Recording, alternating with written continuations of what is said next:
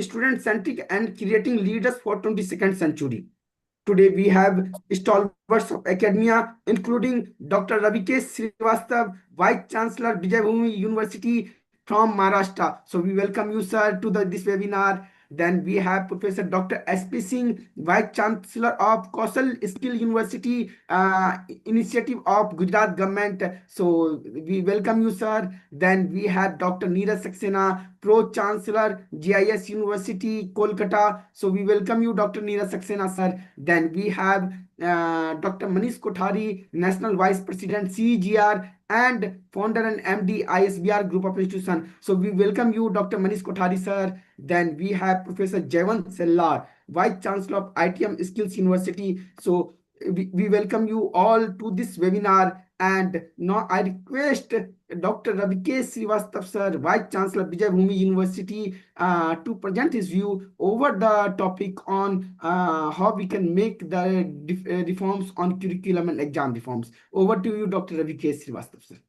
Thank you. Thank you, Ravish ji. I would like to first thank you to Ravi's Center of Education, Growth and Research. They are doing a lot of such events and activities, which is very much required, particularly. And this particular topic, the curriculum as well as the reform in the examination, is very contextual because of the two, three reasons. One is of course, the NEP 2020 has given the lot of flexibility as well as the focus more on the skill and attitude development as well, rather than only on the knowledge developments. And second, because of the change in the technology, things are changing very fast, and that is why the curriculum revisit is equally important for every academic institution. And third one we are going through, that is the how this artificial intelligence is also disrupting or supporting or complementing that we have to decide. So based on these three, this particular topic is actually very, very important. I would like to take certain example what we are practicing as at Vijay Bhumi University. So yes, we are very innovative in curriculum design. Here, this university, the students have a full freedom and flexibility to curate their own curriculum. And the way he want to be graduate, he can be. Even after the first year, if you like to change the discipline, it is also possible. Along with the degree, he would like to take the certificate from other discipline, it is also possible. Even if the students would like to complete the requirement of the credits, he can go ahead with the 2-degree program, maybe in the same duration or maybe 1 year or 2 year extension. So we have given the full flexibility. Usually this type of practice you can see in the most of the good premium US university, and accordingly our management has decided to go with this flexibility and freedom to the students. Purpose is that the students let the decide what the passion they have, and if you integrate the passion with the learning, that will be the great. I was going through the one of the article and I found that only 20% person are working based on the passion or based on the dream they have decided.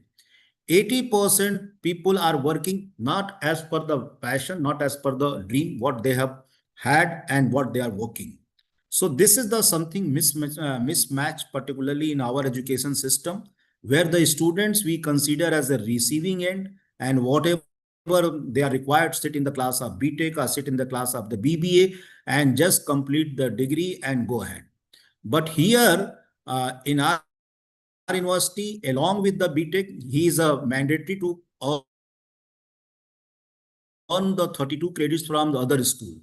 And once he are going to attend the classes through credit, he may like to discover his passion and would like to connect with that passion. So along with the engineering, if you'd like to love to go with the music classes, few of the music classes or few of the design classes, he is allowed. And this is the curriculum innovation is required. And though there is a challenge in the timetabling and the practical, but it is okay because the our top priority the students satisfaction and students learning. Not only this, only the subject knowledge, but holistic development of the student is equally important. And once we are talking about the holistic development, what are the practice based courses he is going through? So in our university, we are having the couple of the practice-based courses like research incubation. Every students are required to go with the certain credit from the research incubation, working with the some faculty guide, and at the outcome, he may publish some papers also. Another is the SIP, which is the Social Inclusive Program. That is a student 6 week program. He has to go with the certain social projects in collaboration with the some NGO we have identified. He has to spend 10 days on the field, and along with that, he has to complete the project, and then he is required to give a presentation. And third is the personality enhancement program. This is the program which is going through the 2 to 3 years, and he is going with the lifestyle and life skill. Lifestyle, he is required to pick any of the sports activities, whatever he is having the liking. Where could be football, could be cricket, could be swimming, could be horse riding, could be shooting, like that. And similarly, the life skill, public speaking, the communications, analytical skill, design, like these courses. So these are the practice courses along with the some internship. This is the way that we are giving the holistic development. So curriculum is not just, should not be just limited to the knowledge, because this internet era, before coming to the class. So how you can work through our curriculum to enhance the skill as well as the attitude. So these are the very important aspects I would like to share to all of you. And similarly, if you are talking about the reform in the examinations, this is equally important. Examination system has to be changed. And if you have some knowledge of the Bloom taxonomy, so this should be based on the Bloom taxonomy. The first few questions should be based on the fundamentals and basic. Every students, whatever the discipline, whatever the courses he has opted, there should not be any compromise to lacking in the fundamentals and basic.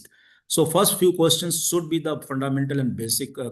Then the remaining few of the questions should be the blend of the fundamentals as well as the some practice knowledge.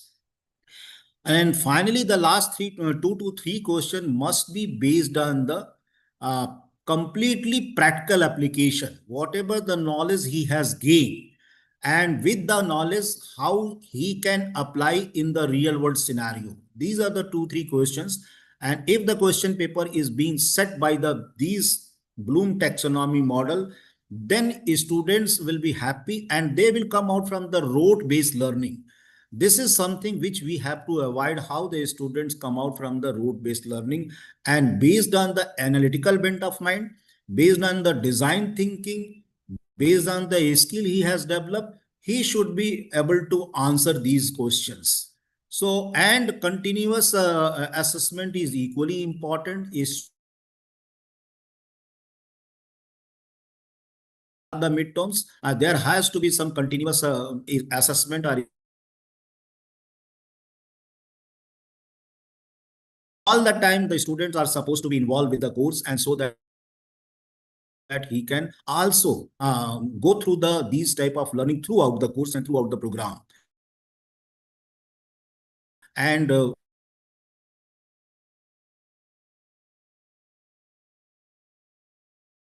that the pen and paper examination required. Some of the courses, if the curriculum, if the pedagogy allow that, these courses can be just can be assessed through the judgment, and objective based basis, I suggest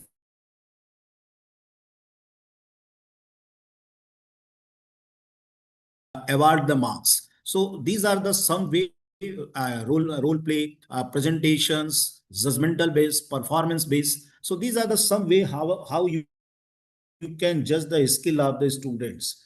So this is the something I would like to share from my end. And Ravis, I'll be happy to take any questions if someone is having something. Your participants. Thank you, Dr. Ravikesh Srivastava, sir, Vice Chancellor Vijay Bhumi University. We always learn a lot from your speech, sir. Last time I remember you came in our roundtable discussion of academic leaders in Pune, and from there I got many takeaway. And today's session also I got few of the takeaway. So thank you for always supporting us. And now I request Dr. Manish Kothari, National Vice President CEGR. Manish sir, I think there is some technical glitch.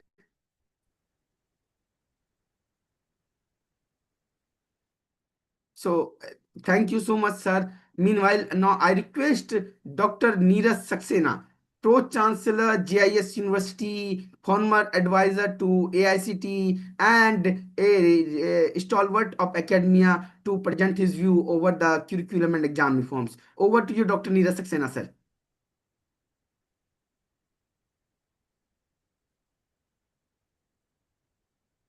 Neeraj, sir, am I audible, sir?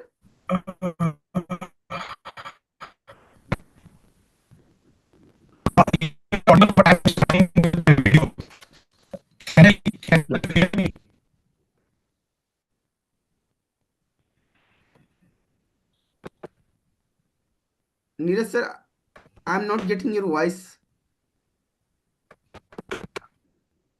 We are also not getting his voice, Ravish. Sir, I think there is some technical glitch on behalf of the on Neeraj Saxena sir side. Manish sir, are you there, sir? Manish Kothari sir.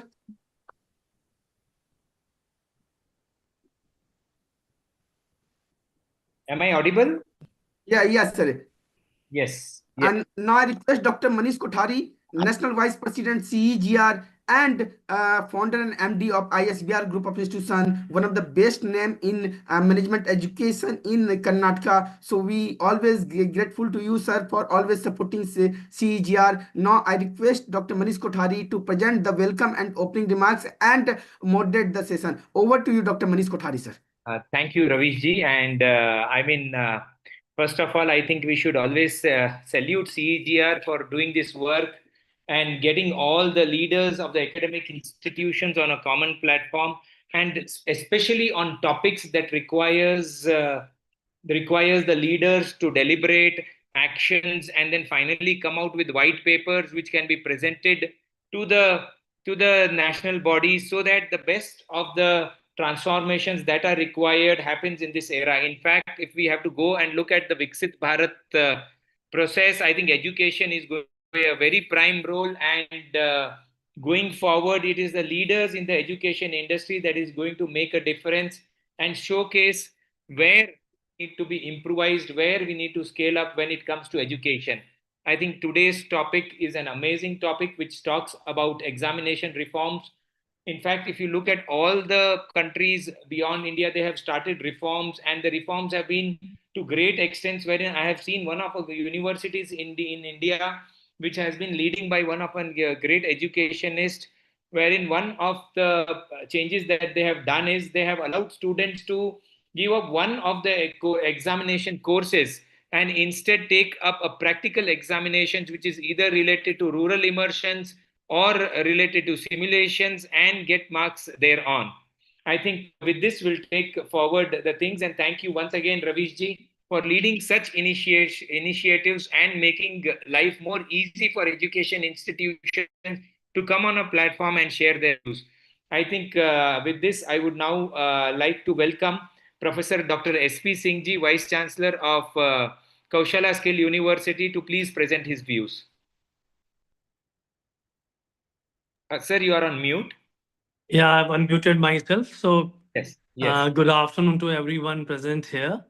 And very eminent forum this is today. And I'm very sure that our deliberation will be of some use for the nation as such, or maybe for the policymakers, and most importantly, for the vice chancellors and academic leaders, because the experiences we had in our life so far in education, from traditional education system or the education system when we were the student, and now when we are at the helm of the affairs as a vice chancellor and working at many places.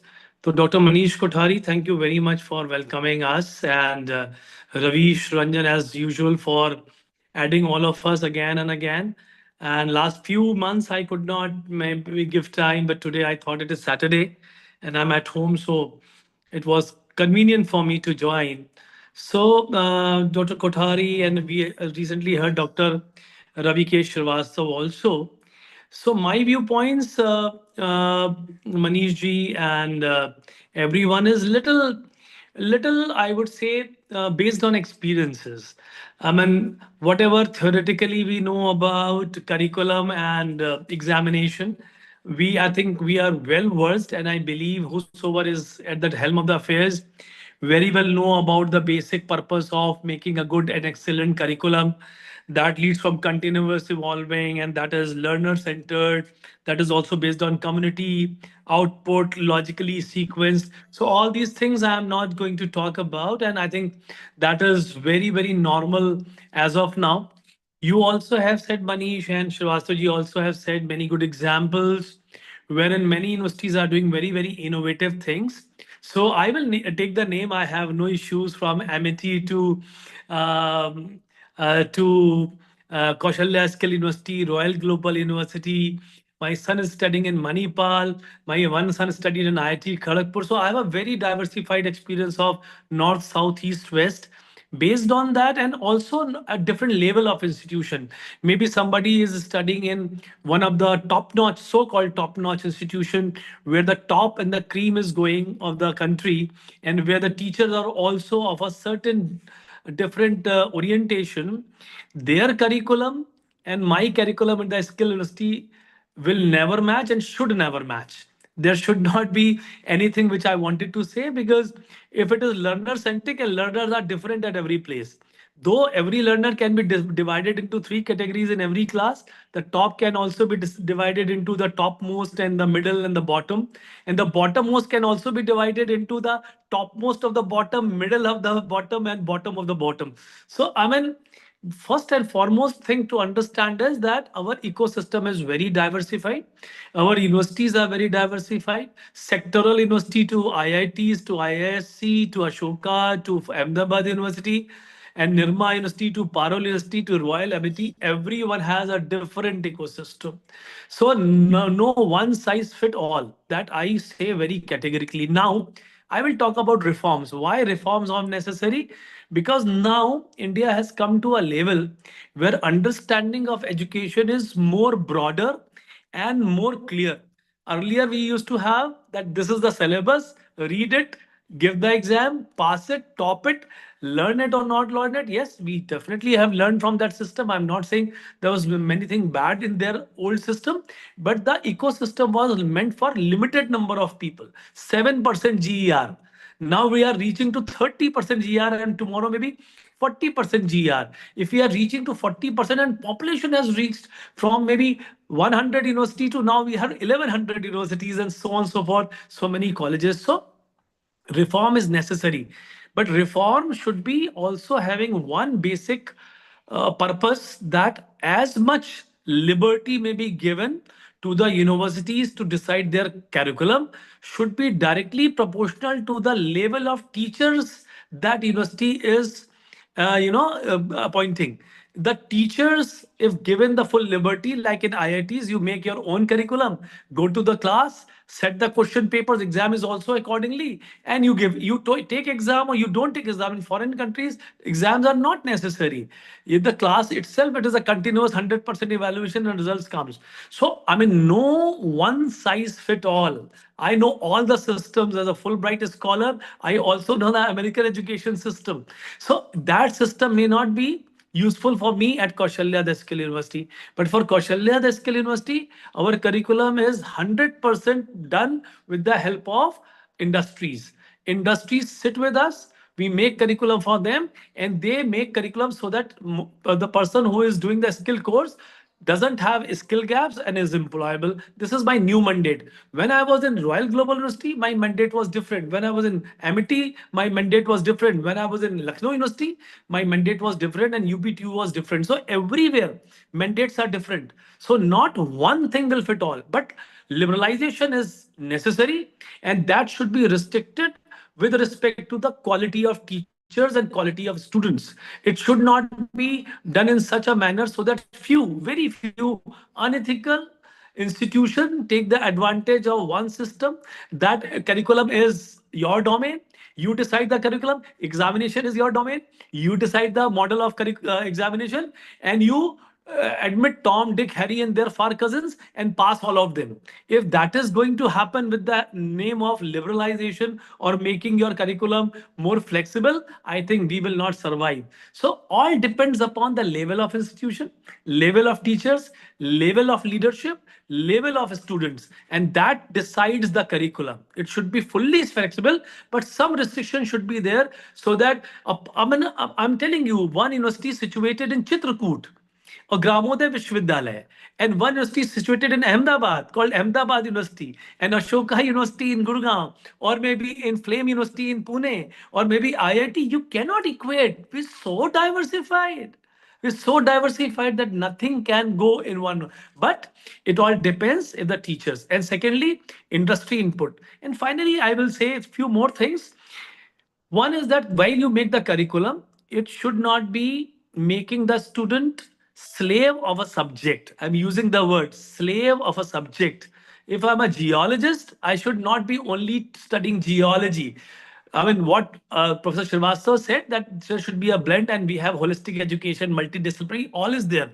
But the syllabus of geology should be not such that it restricts you to remain throughout your life as a geologist. Now the time has come. In the new era, everyone has to change at least 3 careers in their life. If you go and see the WTO report, you will have to see that every career has to change. Now my students will not be in the same domain for another 30 years, because life cycle of the businesses are reducing, life cycle of a particular job is reducing. So every 10 years, 5 years, they have to change the domain. And if our education system in the curriculum, we will not include the flexibility to learn and lifelong learning, these students will become slave of a particular IT or maybe microconductors or semiconductors. And when the semiconductor job will not be there, they will be nowhere.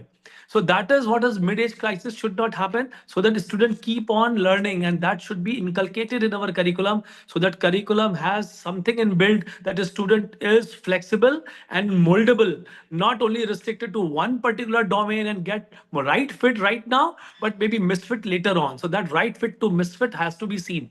Examination reforms. One thing is very clear, that examination should be more practical based, even if it is behavioral science or psychology or English, because what we are watching, that student mug up, they have a rote learning, they prepare, and continuous evaluation also, some portion is of mid semester examination and assignment, chat GPT. So that whole system, I would say that every paper should have one component of evaluation in writing, maybe 1 hour of writing, 1 hour of discussions or maybe presentations, and 1 hour of quizzes or maybe viva. And that approach will help the student to understand the topic better and be ready with the mental frame of mind, not the mug up mind, to have the examination in front of them. Though it has some limitations. I'm not saying it is a perfect model.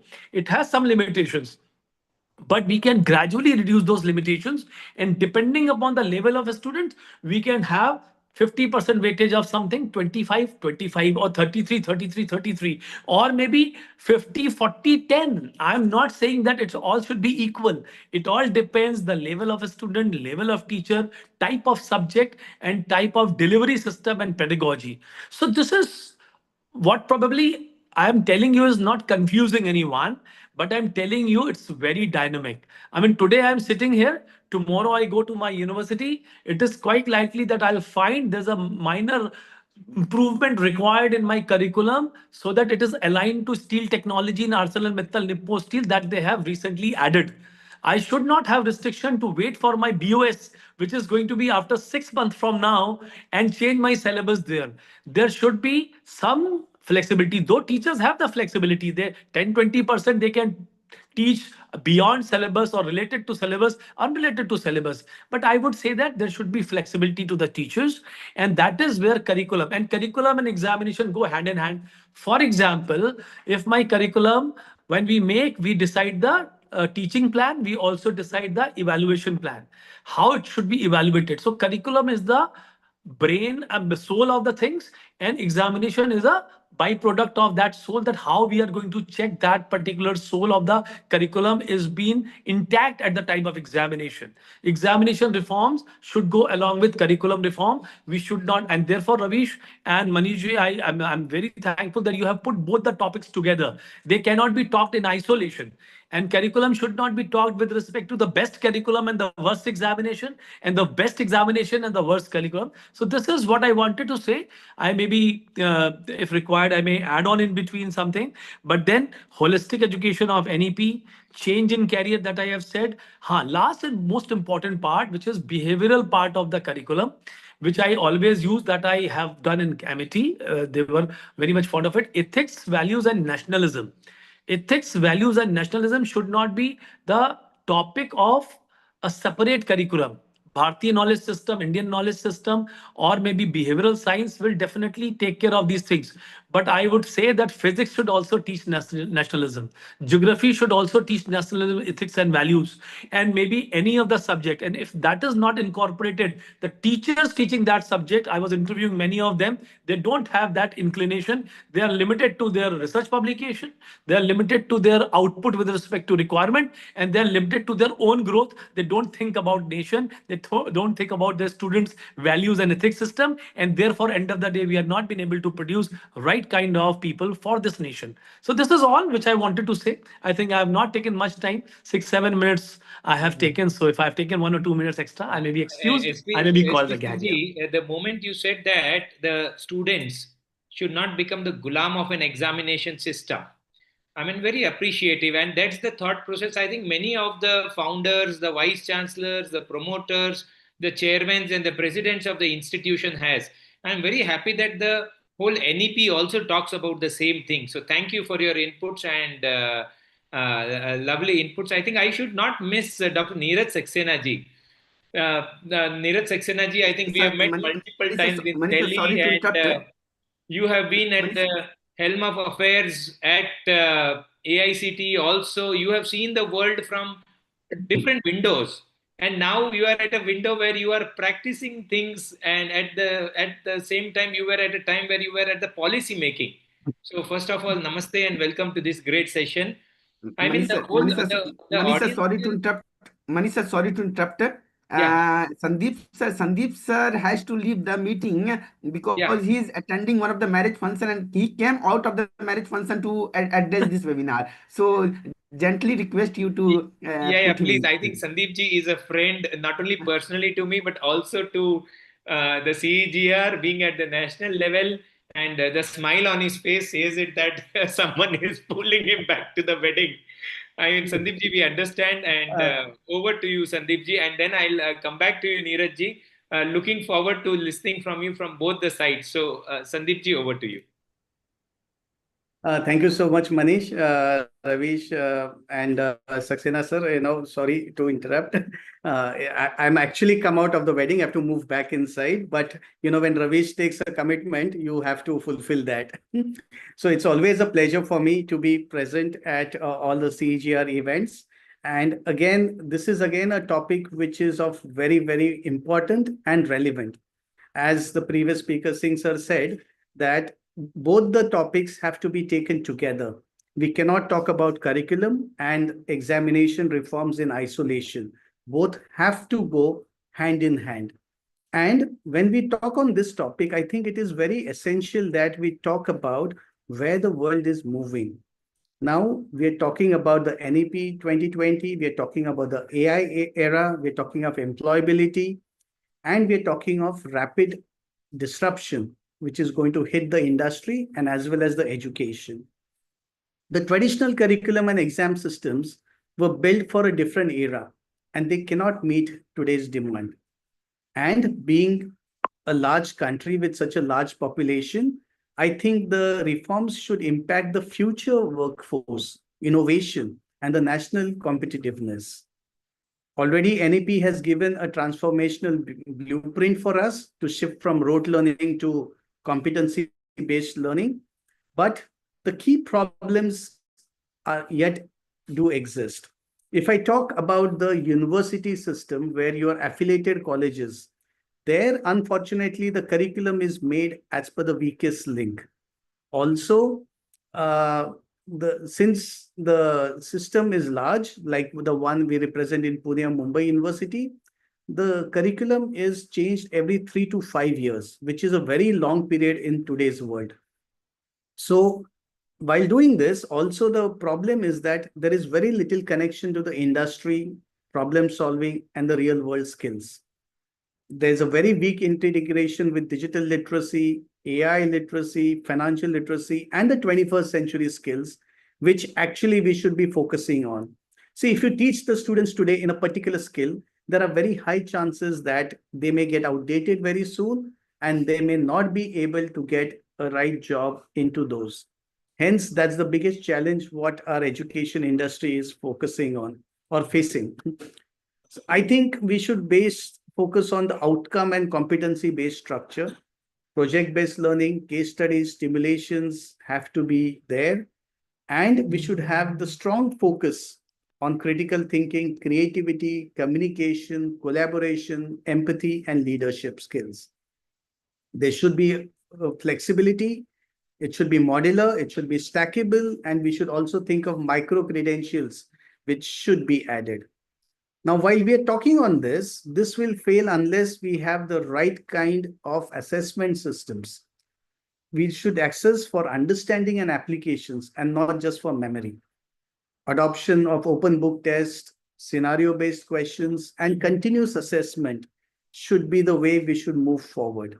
And this can be enabled by leveraging technology, such as using the AI-proctored exams, adaptive assessments, skills-based digital testing, and the most important, rubrics-driven transparent evaluation. Now, this is where we should even use AI into it, as well as get joint certifications with the industries. Now, this can only be done if we get a major player into this system, trained with the right skills and having the right resources. And that is the faculty. So we need to train our faculties to become facilitators, mentors, and design thinkers. And we need continuous trainings for them in AI tools, OBE, digital pedagogy, and research and innovation. And somewhere, when we evaluate the faculty, their performance should be linked to not only student outcomes, but innovation and teaching excellence. And that is how we can attain some good quality assurance and governance mechanisms. So I think CGR is a body which can really play a very pivotal role in doing this transformation with its great outreach to the academicians and all the stakeholders. I think CGR is poised to play this important role. So just to put it in a closing thought, that curriculum and exam reforms are not just academic changes, they are nation-building tools. The goal is not to create graduates who score marks, but the graduates who solve problems, lead teams, build organizations, create jobs, and shape India at 2047. While we talk about this, let us not forget the important aspects what even Dr. Singh had put forward, that we should create students who have empathy and who contribute to our society and nation as well. It is not just the marks, but the character also, which we have to build as education people. Once again, Ravish, thank you, and Manish, thank you for organizing this wonderful session. There's a lot of learning, and my sincere apologies that I won't be able to listen to it. But Ravish, I look forward to the recordings so that I can get the inputs from what the other speakers had said. So nice of you, Dr. Sandeep. And I know that ASM group of institutions innovates at every level. And I'm even aware that how passionately you are involved at all these stages. And very nicely said. Maybe at for a nation building, curriculum reforms and examination reforms are critical. And I'm happy that there is a similar approach between all the institutions and all the leaders of this institution taking things forward. And when young people take the batons in their hand, like you, Dr. Sandeep ji, there are great changes that we'll look forward to. Thank you once again. And please do invite us. All of us will also join the wedding and be a part of it. Thank you. I think without taking much time, I would open the doors to Dr. Neeraj ji. Neeraj ji, I mean, you have been a great leader, a fascinating, inspirational at all times. Can we please listen from you on the examination and curricular reforms? I would also like to listen from you on how have been the change of window. One end where you were creating these reforms, and the other end now where you are part of building an institution. Over to you, Dr. Neeraj. You're mute. Neeraj, you're on mute.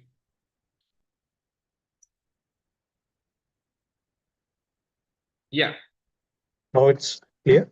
you are audible, doctor. You are audible. Okay, so the persons of eminence, erudition, and excellence in Yes. this virtual assembly convened by CEJR, my greetings to all of you. I thank particularly Ravish ji and all the officials, office bearers, and champions of CEGR who have found time to confabulate on such an important topic. And it comes again and again as its importance assumes more and more importance. Now, last week I was in Delhi, spent time with Didac going around, and it was AI everywhere. AI has become all India now. And AI everywhere, but transformation nowhere. And what I feel is that in this age of artificial intelligence, which we can no longer ignore, uh, AI has to be brought in to correct the historical distortion we have been carrying forward, and still we are not able or not ready to give it away. That is pedagogy. Higher education doesn't run on pedagogy. That's for kids. And our whole focus has to be on elevating the cognitive levels of our students, not their academic progression. The intention should not be to push them to the next semester or next year. It has to prepare them to the highest levels of Bloom's taxonomy so that they are creative. Higher education, therefore, must operate at the highest levels of evaluate and create and not below that. We are wasting time if we are still stuck doing what kids do in the schools. So recently I stumbled upon a four quadrant structure where I have put known answers and known questions as one of the quadrants. And it is recall. And in terms of teaching learning, that's called pedagogy. Our entire education system is stuck there. Known answers and known knowledge, known questions. What we need to have is our graduates into the territory of unknown answers and unknown questions. So they have to pass through a stage where there are known answers and unknown questions, and unknown answers and known questions. It is after that two stages the student should enter into higher education to be creative. And it is heutagogy that drives such a paradigm. With AI, we are going to step into age of flexible, experiential, and personalized learning, which means there will be no curriculum, there will be no classrooms, and there will be no examinations also. So AI is going to take care of everything. AI will decide what I can learn. It is going to be personalized curriculum. Assessment will also be personalized. Curriculum will be replaced by challenges. Content has to pave way for context. So the students have to be introduced to context which are challenging, and the students have to make use of all the knowledge that is existing there, their teachers, all the videos to find out those solutions. They may not succeed in solving those problems, but their mandate in college or university is to make an attempt, genuine attempt, and document what they're doing. So at GIS University, we have seized of the internal, not GIS University exactly, but the GIS colleges which are autonomous. So we had a window of 40% internal assessments or continuous evaluation. We have taken that into our hands, and there is no curriculum, there is no classroom, and there is no examination plan there. So it starts in the next semester. We are going to allow uh, uh, the faculty to find out problems from different sources, give it to different group of students. So they have to spend 40% of the time solving those problems and reporting every month what they have done. They will be using AI in the process. We are encouraging them. We are encouraging our teachers also to make use of AI. We are building, we know that faculty is not comfortable with AI. So we are allowing students to intervene in between, and there will be an assessment of AI usage by the student themselves.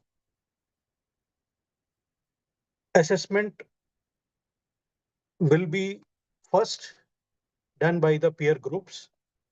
So we are bringing in the element of pedagogy, which is peer learning, which is ignored.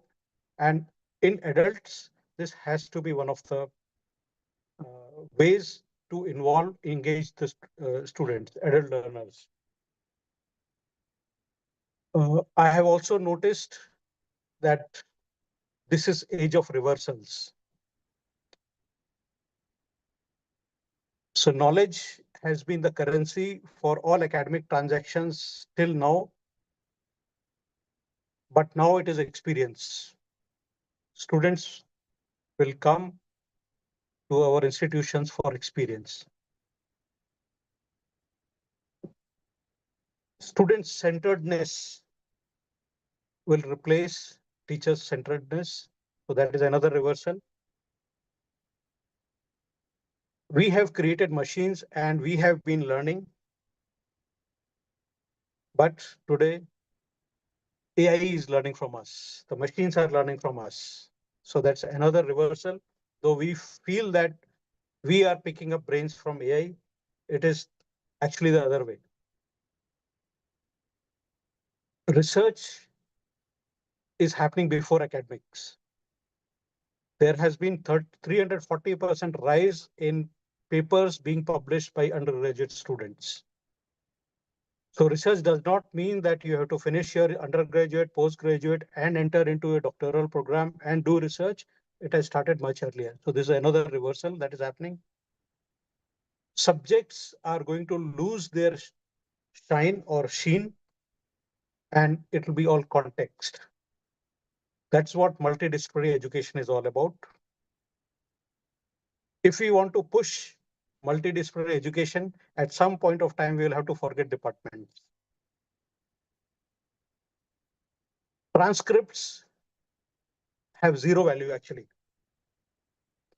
We feel happy to read grades. You score A plus, or A minus, or B. That has no meaning for an employer. So they are hollow. It does not tell anything. It does not tell anything about the creativity. It does not tell anything about the personality. So the transcript must also tell what the student has created, what he has done. So that is at the level 5 and 6 of Bloom's taxonomy. The transcript must say what exactly the student has done. So this is what we are going to do in our JIS colleges. So besides the transcript, we will also issue a transcript which will carry the experience which they have acquired. And all this reversal is also showing where the teacher should station himself or herself in a classroom. If you are standing in front of your classroom, you are only doing what is, that level 1 and 2 of Bloom's taxonomy. You are making your students remember and understand. But if you come at the back, you are part of the solution. You are solving the student problem. Problems is being looked both by the teacher and the students together. So if you want to promote creativity, evaluation, those top 2 level uh, uh, of education system, then we have to position teacher at the back. That means dismantling the classrooms, the traditional classrooms, and we must have what has been called as the flipped classroom. Ethics and values, I personally feel that these things should be focused in the primary education. Higher education is too late to teach all these things. We have biases and बिगड़ चुके होते हैं, to put it on a lighter note. We do not agree with most of the things, but we see what Japanese students do in their primary classes. That is what we should do, and stop forcing our kids to memorize.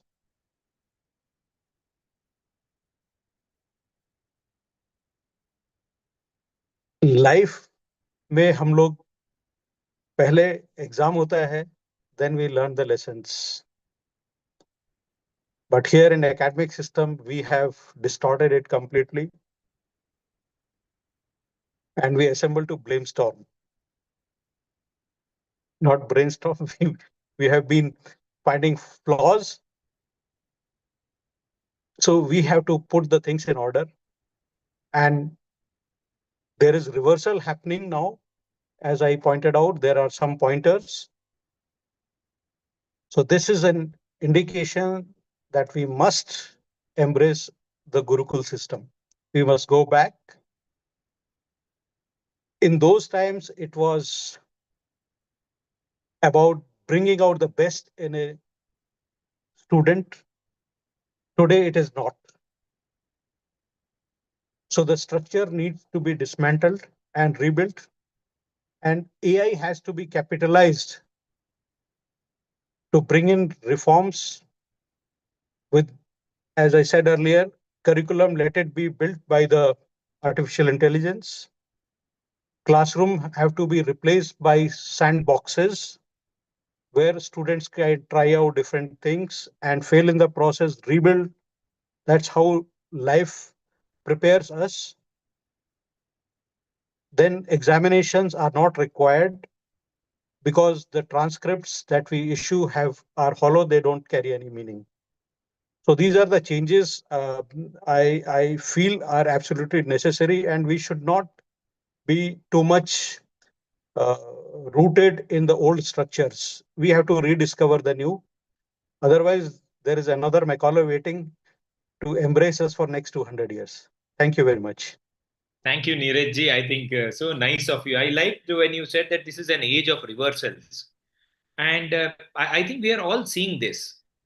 Faculty focus to student focus is something that is clearly visually, I mean, it is clean in all the academic era that the whole concentration is moving towards children and the students. And Yes, why not? It is required because India is a youthful country, and the one who are going to lead us for tomorrow are these people, and our investment exactly. should be on these people. Hmm. I'm very happy with another statement that you said, that curriculum will be replaced by challenges. Now, that only showcases that our association with the industries and the industry people have to be very strong. Only Yes. then the real life challenges will be available for the students to solve. I mean, that's a game changer. I also Yes. like that allow the faculty to find different problems. So then you are not Right. asking the faculty to just be prepared for going in the classroom with their notes, but in fact Yes. spend time with the corporates and understand what is happening with them. True. And if you, I also appreciated when you said that encourage the use of AI. Now, Yes. this is something which the faculty is not very appreciative of, but then if you are doing it through the students, I think we cannot run away from AI, and so we have to Yes. embrace it as early as possible.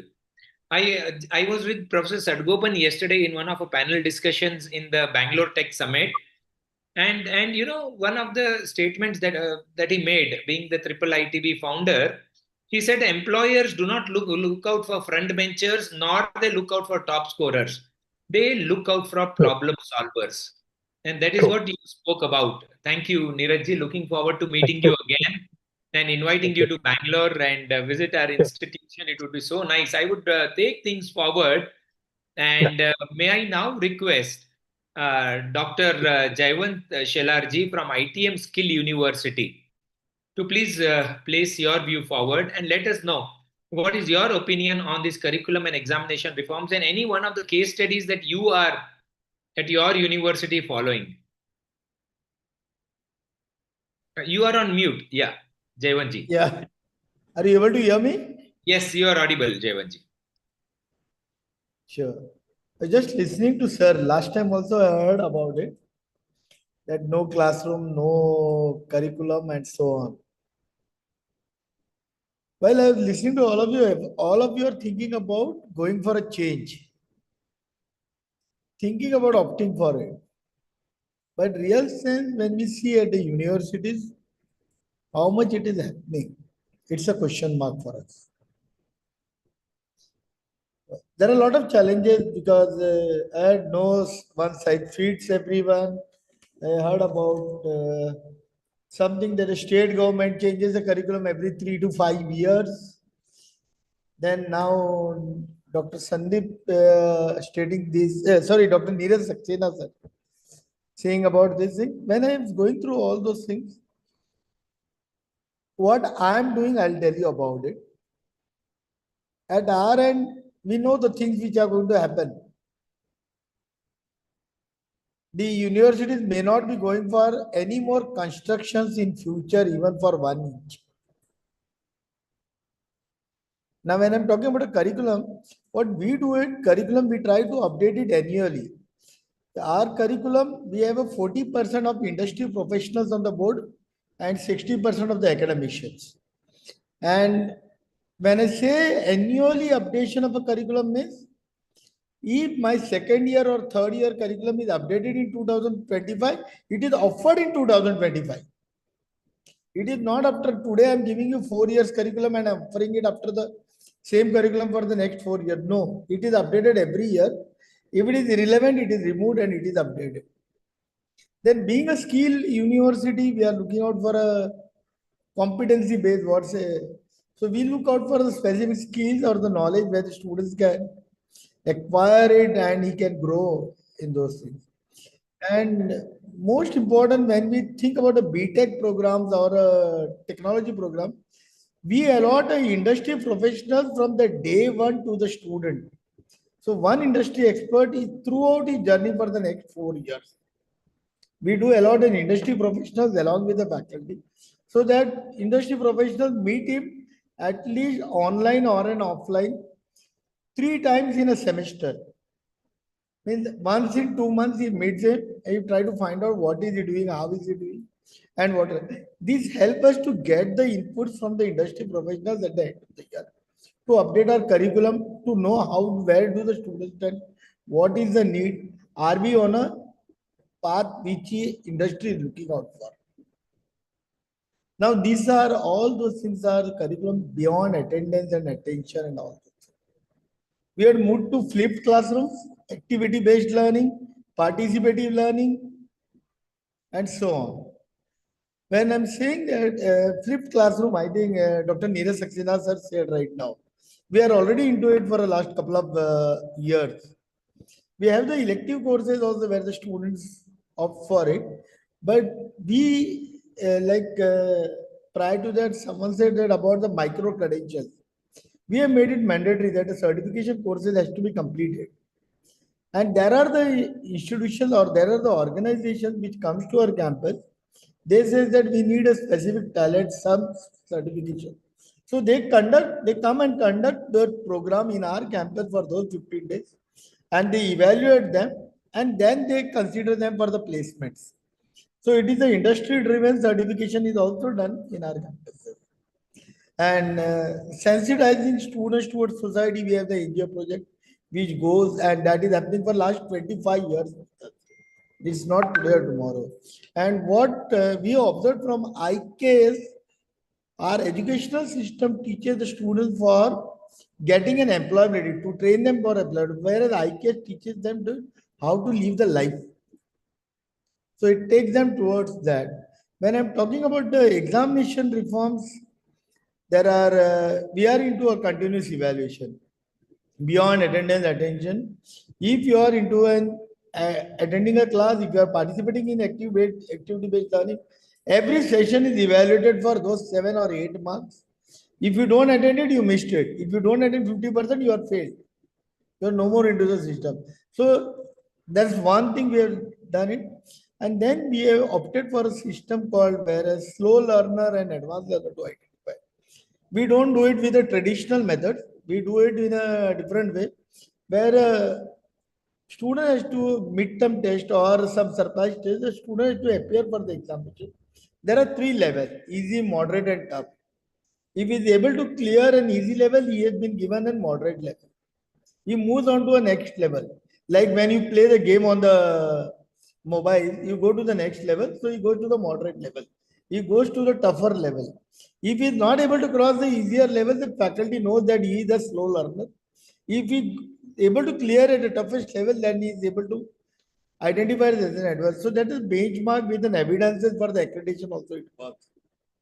And our evaluation of the students is throughout those 2 years. Even the internship project were 6 months, wherein what we do is we ask the faculty to visit every fortnight to the industry. He has to go to the industry, he has to find out how the student perform, what is he learning, at the same time, what is the industry expectation. And at the end of every month, we expect the industry to submit the report. The concerned guide should submit the report of the students, how is he doing it.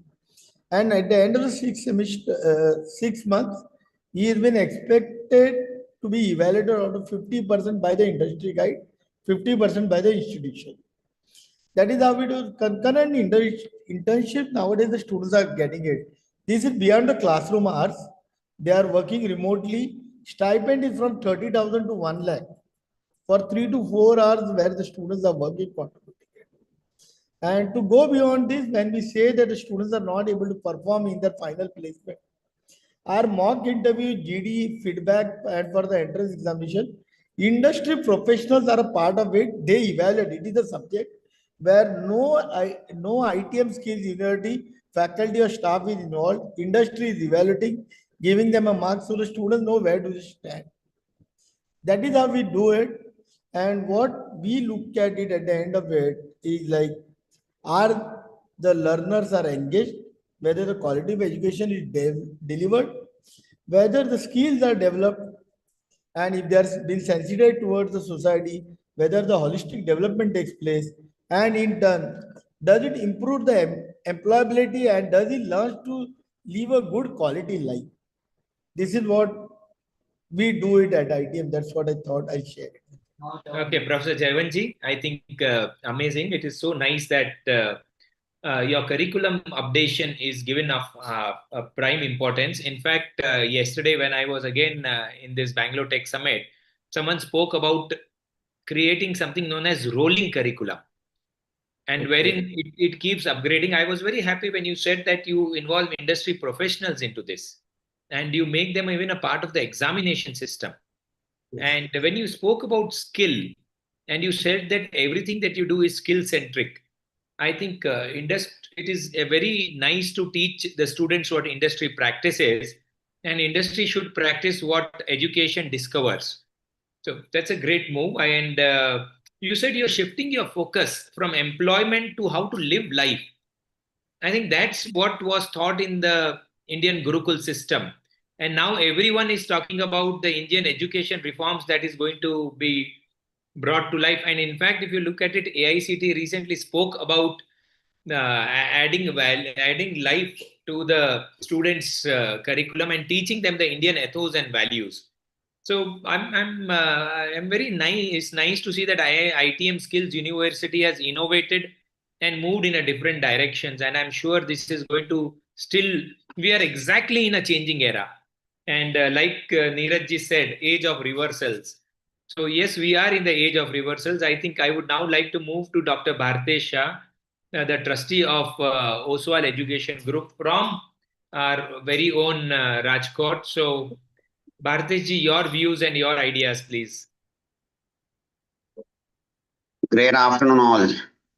Good afternoon. Especially, yeah, especially Ravish ji, team, CGR, and very learned speakers. Very frankly speaking, I'm not as learned as you people, but somewhere I'm working from PG to PG, play group to post graduation. So definitely, I would love to give my feedback, or I would love to give my opinion for this thing. Basically, let me clear one thing. We are not Australia. We are not thinking for reform or something like a country like Australia, or we are not thinking some country like New Zealand, which population is lesser than our state population. So what I wanted to tell you, India is a country with around 140 crores plus population we have. We have 28 states, my dear friends. We have around 8 UT. Dear friends, we have 60 plus boards, state boards, CBSE boards, ICSE boards, IG boards. We have more than 1300 plus universities. And those universities are also six types. I repeat, we have six types universities are functioning in India. Maybe central universities are there, some state public universities are there, private universities are there, deemed universities are there. So what I basically wanted to tell you people that, okay, reform, before we go for reform, somewhere we should think for the standardization. This is my humble and strong opinion. Okay, first, we should think for some standardization. In that, what I wanted to tell you, for example, nowadays, okay, let's take state boards. I repeat, there are 60 states, 60 boards are there across India. Suppose you take 10th standard. Every board has different subjects, different syllabus. You take any universities, not a single two universities, their structures regarding subjects, their syllabus, I did not find out. Those are common, those are identical. So what I wanted to suggest, two things only, I wanted to suggest two things. Number one, from bottom to top, from KG class to 10th standard, 12th standard, UG, PG, first across India, we need to make or we need to give a suggestion that subjects should be same. A student studying 10th standard in any board, their subjects should be same, identical across India. This is my first suggestion. Whatever board is there, but from central board or from the central government, it should go a circular. By this are number of subjects. And my second suggestion I wanted to tell you people is that now syllabus 50-50. I wanted to suggest that by content of the subjects should be 50% common across India and 50% let us give liberty to that board or that university. I repeat, for example, graduation, let's take BBA or let's take BTech or suppose any graduation first year, subjects should be identical across India, and content or structure that 50% should be common across India, 50% liberty should be given to XYZ universities. That is the strong things first we need to required across India. Then we can think for some reform, or then we can go for something. Those are something quite good. Otherwise, I don't think any reform or whatever. Definitely NEP 2020, whatever suggested by government, that is really good, but we people know very well how it is implemented or how it is very difficult somewhere. So not speaking much more, my dear friend, my again suggestion is this only, somewhere before we think for reform, let us think for the standardization. Let's make some standardization, then reforms are possible. Thank you very much. Not much more things from my side, sorry. Thank you, Bhartesh ji. And very interesting. You said that there has to be standardization, and across the country, the subjects and curriculum should be same. I was once in Delhi in the CGR program, and I was a panelist. And Ravish ji had put me with about 7 other panelists. And when we spoke of standardization, then someone from Northeast, Manipal, I don't remember his name. He is one of the promoter. You know what he said? This is debatable, but I just like to put it forward because we are all leading education institutions. He said, Manish, आप जो बैंगलोर और कर्नाटका में सिखाते हो हमारे यहाँ वो नहीं चलेगा. हमारे यहाँ जो है हमारा लोकल हमारा ना हम जो यहाँ बनाते हैं वो आप वहाँ बना नहीं सकते हैं और आप जो वहाँ बना रहे हो हम आईटी यहाँ दे नहीं सकते हैं. So somewhere I was very happy to listen to that promoter, and I think, yeah, I mean India is not just, though we are one country, but we are not just one country, we are multiple nations in one country. So yeah, it matters. I do respect what you have said, and I'm happy that Bharatesh जी आपने अपनी संस्कृति और अपने भारत को curriculum और examination से ऊपर रखा. So nice of you. I think without taking much time, Ravish has got multiple plans for the upcoming season where he wants to take these discussions with the whole lot of new topics, new ideas. CEGR also wants to discuss on artificial intelligence and wants to get case studies on how artificial intelligence has been used by education institutions, and those case studies will be discussed. So we will very soon, in fact, look forward to the next panel discussions that are going to happen. So once again, first, thank you, CEGR. I mean, thanks to all our panelists and our participants. Today's discussions on curriculum and examination reforms reminded us of one powerful truth, and that is education evolves only when we dare to question the old assumptions and embrace new possibilities. We explored how assessments can move from memory to mastery, from stress to meaningful learning, and how curriculum must stay industry relevant, flexible, future ready, and Indian ethos oriented, which I was very proud of. I was very happy also to see that the skill based university spoke about how skill plays a very vital role. As we conclude, let us carry forward the spirit of reform, not as one time exercise, but in fact as a continuous commitment to improving the journey for every student. I repeat what each one of you said, that every student is important. So let us see how we improve the journey for every student. Thank you once again for your insights, your time, and your passion for transforming education.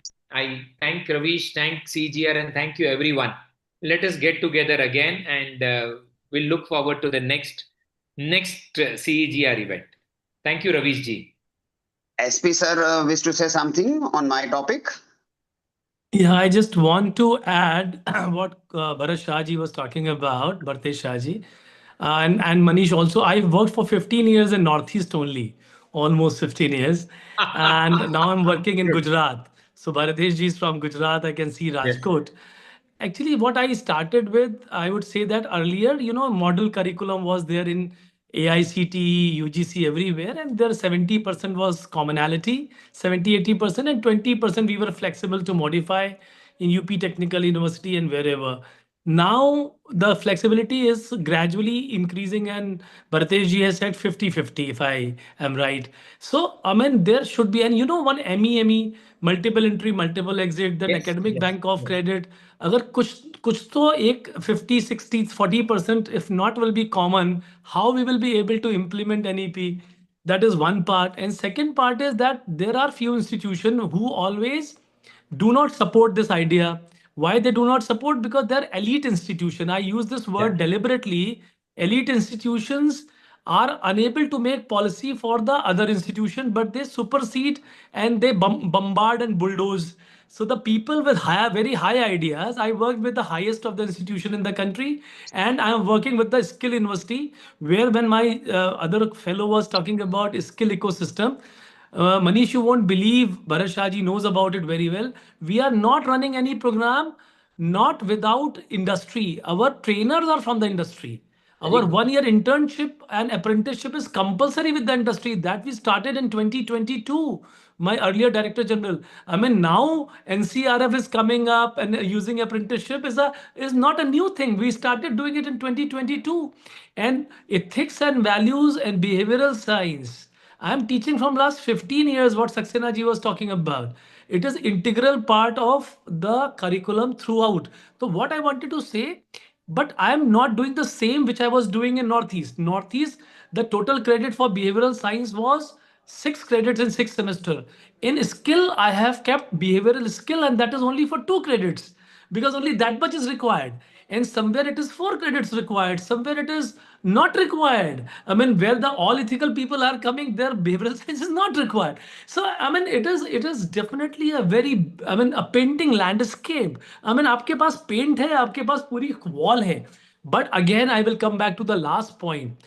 If the people are not bulldozing their own ideas and think the system is dynamic and accept what is most fit for that system is the best solution, is the requirement. It is not that I know something and I say ki what I'm doing in Kaushalya Skill University, that should be done at Bharat Shah's place, that should be done at some other place. No. And Gujarat ecosystem is different than Northeast. And Gujarat is full of industries where we can have thousands of industries Yes. coming to us and doing it. But in other states, we will not be able to do it. So I am deliberately not telling this to everyone because I know they will say, okay, aapne kar liya. Northeast people will say, we don't have industries. What to do? So they have to blend tea gardens. I mean, it depends. I have seen Northeast, I have seen Central India. I was Vice Chancellor of MIT Raipur. I know the systems are altogether different. So, I mean, this was, I started with conclusion. Therefore, I have not talked about my university at that point of time because I thought it's a bigger forum and we should discuss about what major changes we should think about so that it becomes practical also and flexible also. Both the things. So Shah Sahab, it was really wonderful to have some commonality and leaving aside elite को छोड़ दीजिए. उनके अलावा सबको ले लीजिए. So we will all be happy. Thank you, everyone, and looking forward to a continued discussion. I think examination reforms, as you said, SP Singh ji and Bhartesh ji, I think it's a continuous process. So, with this, let us enjoy the curriculum and the examination reform process, and let us create unique products of our country to lead the world forward. Thank you once again, and we call off today's discussion. Jai Hind. Thank you. Jai Hind. Thank Thank you, you. Manish sir. Thank you, Jai SP Hind, sir. Ravish. Thank you, All right. Bhartesh Thank sir. you. Thank you, Javan sir. Thank you. Bye Thank bye. you. Thank you. Akhilesh sir close कर दीजिए. Thanks. Good afternoon, Vital sir. Thank you, sir.